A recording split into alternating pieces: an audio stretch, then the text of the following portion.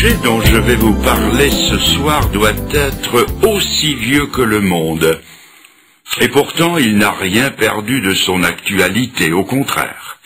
Il est appelé à faire parler de lui de plus en plus. Ce que vous allez entendre ce soir, vous ne l'oublierez jamais, même si vous vous efforciez de ne plus y penser.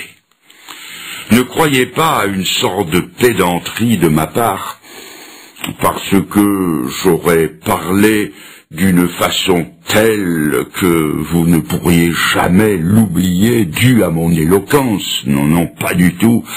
Ce que vous allez entendre sera inoubliable dans le sens que vos voisins, la radio, la télévision, les journaux vous en reparleraient. Je vais vous parler des tremblements de terre. Nous savons tous ce qu'est un tremblement de terre pour en avoir entendu parler ou pour l'avoir ressenti à faible intensité. Pour employer une expression triviale, pourtant due à la plume d'un savant, un tremblement de terre, c'est la croûte terrestre qui se met à vibrer un peu à la façon de la peau d'une vache quand une mouche vient la taquiner. Mais ce qui nous intéresse, c'est de connaître les causes des secousses telluriques. Et en voici deux. Premièrement, une cause naturelle et physique. Comme la peau d'une vache tremble sous l'effet d'une irritation, de même la croûte terrestre vibre sous l'effet de certaines irritations. Au temps où la science faisait ses premiers pas dans ce domaine, on croyait qu'il se produisait des crevasses dans le fond des océans et que de grandes quantités d'eau entraient en conflit avec les masses incandescentes au centre de la Terre, produisant de gigantesques déflagrations dont nous ressentions les effets en surface. Cette théorie dite du catastrophisme a été abandonnée et remplacée par celle des plaques tectoniques et de la dérive des continents. Pour plus de renseignements, prière de s'adresser aux travaux de l'éminent volcanologue que fut le regretté Haroun Tazieff. Voici un court extrait de ce qu'il écrivait dans un journal de la presse helvétique. Je lis. 100 000, 500 000, 1 million de morts en l'espace de quelques minutes.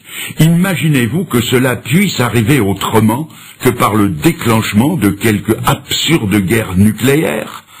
Non, sans doute. Et vous avez tort. Vous avez tort car l'évidence géologique a fini par me convaincre que jusqu'ici l'humanité a eu une chance prodigieuse et que les catastrophes de Pompéi et de Saint-Pierre de la Martinique ne sont rien à côté de ce qui l'attend.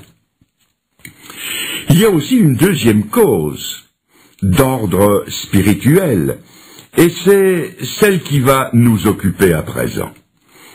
Les tremblements de terre sont des phénomènes naturels, par lesquels notre attention devrait être attirée sur des faits d'une valeur spirituelle très importante.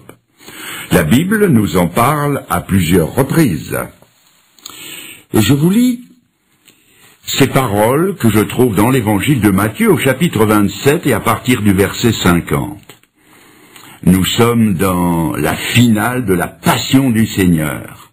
Et je lis que Jésus, en croix donc, poussa un grand cri et rendit l'esprit.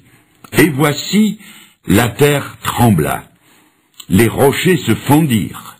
Le voile du temple se déchira en deux depuis le haut jusqu'en bas. Le centenier et ceux qui étaient avec lui pour garder Jésus, ayant vu le tremblement de terre et ceux qui venaient d'arriver, furent saisis d'une grande frayeur et ils dirent « Assurément, cet homme était le Fils de Dieu. » L'événement que je viens de lire est le centre de l'éternité et d'une portée universelle au sens le plus large du terme. De quoi s'agit-il? De la mise à mort de 3 condamnés. Et le fait eût été sans importance, et ne serait jamais parvenu jusqu'à nous si l'un des trois n'avait été le Fils de Dieu. Toutes les puissances du ciel et de l'enfer étaient dépêchées en observation autour de la croix. Jésus-Christ livrait au prince des ténèbres la bataille décisive qui allait lui ravir la suprématie sur l'enfer et sur la mort. Le salut de centaines de millions d'âmes était en jeu, le salut de mon âme et de la vôtre.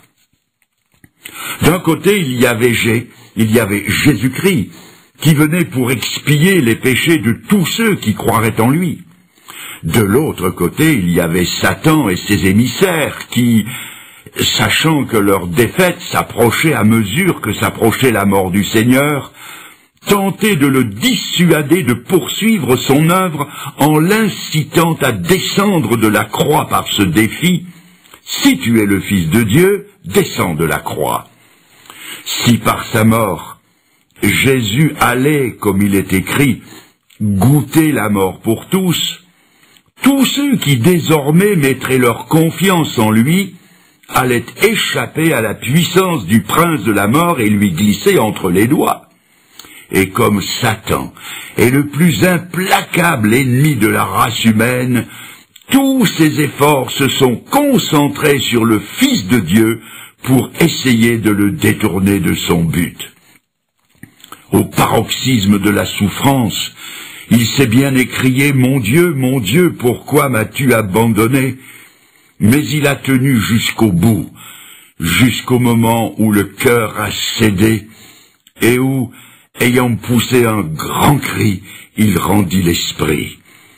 Et à ce moment précis, la terre trembla, les rochers se fendirent, le temple de Jérusalem vacilla sur ses bases, et le voile qui séparait le lieu saint du lieu très saint, et dont les historiens disent qu'il avait 30 centimètres d'épaisseur, ce voile se déchira en deux du haut en bas, comme une vieille toile de coton. Croyez-vous que ce soit par hasard que la terre ait tremblé à ce moment précis? Permettez-moi de vous poser une question. Votre cœur a-t-il jamais tremblé au récit de la mort de Jésus pour vous? Votre cœur serait-il plus dur que la rocaille qui